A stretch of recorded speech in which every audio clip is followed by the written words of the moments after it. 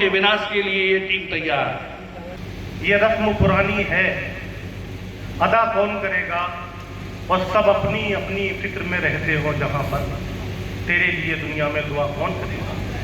हजारों जख्म सीने में छुपाकर बैठ जाती है, गरीबी आज भी ख्वाहिश दबाकर बैठ जाती है, और नजर चौखट पे रखती है अगर मैं देर से लौटूं। नजर चौखट पे रखती है अगर मैं देर से लौटूं, दिया माँ रोज आंगन में जलाकर बैठ जाती है। कर करे पहन चले थे ये खाकी, मुंबई दिल्ली हजरत बल की रक्षक बन गई ये खाकी। अरे प्रासंगिक अब नहीं लगा के इनकी हंसी उड़ाएं हम, ना जोड़े घटना विशेष से इनको नहीं ले जाए हम।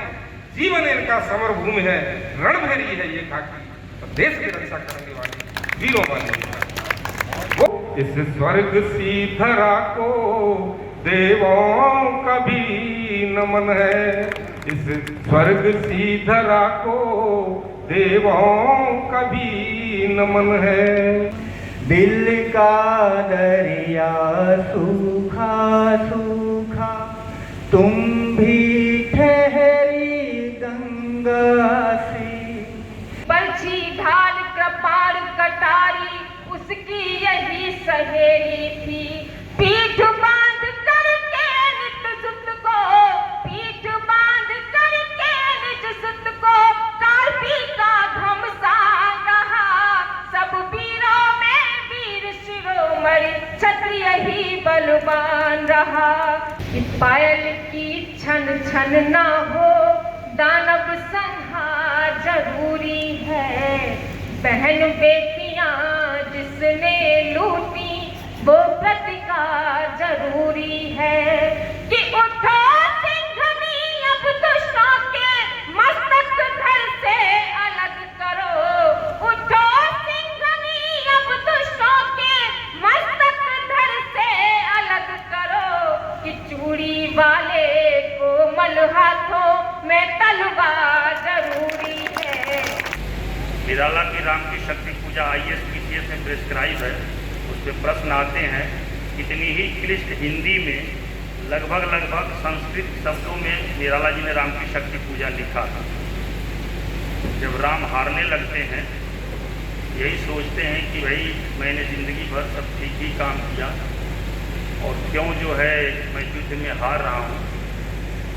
तो उनके जो जामवंत हैं उसने कहा कि आराधन का दिन, आराधन से दो उत्तर, और शक्ति जो है दुर्गा जी की शक्ति रावण के पास है, तो तुम भी आराधन करो। उन्होंने मंगाया कमल के फूल, तो बीच में दुर्गा जी स्वयं दो कमल उसमें से हटा देती, उनकी शक्ति मतलब उनकी श्रद्धा उनकी निष्ठा देखने के लिए। तो राम जब आंखें खोलते तो दो कमल मिलते नहीं, तो उन्हें लगता है कि मेरी आराधना अधूरी रहे। इसलिए आप लोग नवरात्र में पूजा करते हैं, तो उनको ध्यान आता है कि मेरी दोनों आंखें भी कमल के समान हैं, और बाण निकाल के दोनों आंखों को चढ़ाने के लिए जब तत्पर होते हैं, तब माँ शक्ति वहाँ प्रकट हो जाती है, उनको शक्ति मिलती है। फिर वो तो राम रावण जी को जीतते ही हैं। तो जब वाजपेयी जी पढ़ रहे थे तो मुझे राम की शक्ति पूजा बड़ी मेहनत से याद होती है। वो बहुत ही कठिन शब्दावली है। आप जहाँ बैठे हैं ये क्षेत्र भी बहुत ही महत्वपूर्ण है, कवि सम्मेलन है, और आप जानते हैं कि वियोगी होगा पहला कवि, और आज से पूजा होगा गान, निकल कर आंखों से चुपचाप वही होगी कविता अनजान। ये पंत जी ने लिखा, और वास्तव में जो कौच पक्षी का जोड़ा था पहेलिये ने उसको मार दिया, और वाल्मीकि जी के मुख से अनायास जो कविता या कह सकते हैं वो भाव प्रकट हुआ भाषा में, जबकि संस्कृत का बोलचाल की भाषा थी, उसी से कविता का आरंभ मानते हैं। कविता का मतलब है, कवि का मतलब है दूसरे के अनुभूति को भी अपनी आत्मानुभूति बना लेना, दूसरे की संवेदना को भी अपनी स्वयं की संवेदना बना लेना। करता हूँ कहा कि गीत जब मर जाएंगे फिर क्या यहाँ रह जाएगा, गीत जब मर जाएंगे फिर क्या यहाँ रह जाएगा।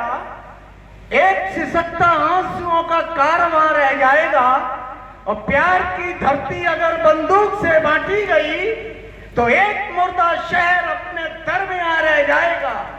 और आग लेकर हाथ में पगले जलाता है किसे। जब न ये धरती रहेगी तू कहां रह जाएगा। और ऐ मुकद्दर के सिकंदर किस पे तू इतराए है। एक मुक्ति खाक तेरा आशियां रह जाएगा।